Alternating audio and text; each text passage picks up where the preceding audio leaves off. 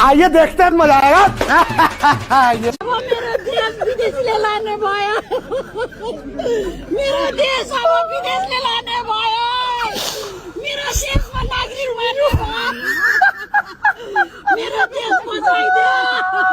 मेरो लागि बोल्दै भन्दा मलाई के बेला पैसा दिएको छैन नि तपाईँले के कुरा सत्य हो त्यो कुरा पनि भनेको हो नि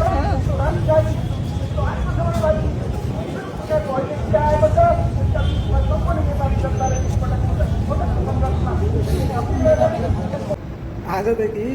एमालेको र्यालीमा जान बन्द हेर एमालेको कार्यकर्ताहरूको कस्तो हालत भएछ कस्तो बिजेप बनाइदिएछ केपी ओलीले हे एमालेको केटाहरू सबै एमाले प्रतिया गरेर छिटो छिटो घन्टीमा आइएर त घन्टीमा छिटो छिटो एमालेको हेर एमालेको कार्यकर्ताहरूलाई यो कान काट्ने दिदीलाई हेर यो मेरो देशको जनता विदेशीले मार्ने भयो यो दिदीलाई हेर कस्तो बिजोग बनाइदिएछ छे